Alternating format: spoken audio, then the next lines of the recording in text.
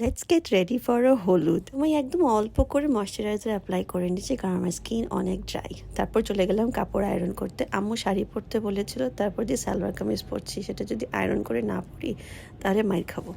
তারপরে প্রাইমারটা অ্যাপ্লাই করে নিলাম, এবার কনসিলার অ্যাপ্লাই করছি।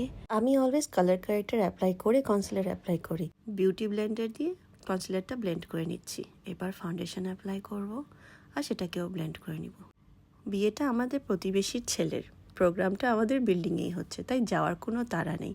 কিন্তু অলরেডি আমি 2 ঘন্টা লেট করে ফেলেছি, আমার কাছে খুব একটা সময় নেই।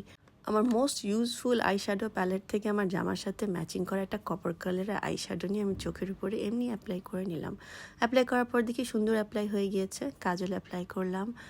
এবার এলফের এই ব্লাশটা, এটা এত বাটারি একটা ব্লাশ, সাথে এটার সাথে শিমার থাকে, তো আর হাইলাইট অ্যাপ্লাই করার প্রয়োজন হয় না। এখন লাইনার অ্যাপ্লাই করব। লাইনার অ্যাপ্লাই করতে করতে মনে হলো ব্লাশটা একটু কম হয়ে গিয়েছে, তাই টেকনিকের ব্লাশ প্যালেটটা নিয়ে ব্লাশ অ্যাপ্লাই করলাম। জামার সাথে ম্যাচিং করে একটা লিপস্টিক অ্যাপ্লাই করলাম আর একটা চুড়ি পরলাম, আর কোনো চুড়ি খুঁজে পাচ্ছিলাম না। এই হলো আমার final look. I think I love it. এতে গিয়ে দেখি ওখানে ফুচকা আছে, সো আমি আমার ভাই মিলে ফুচকা খেলাম। Thank you, by.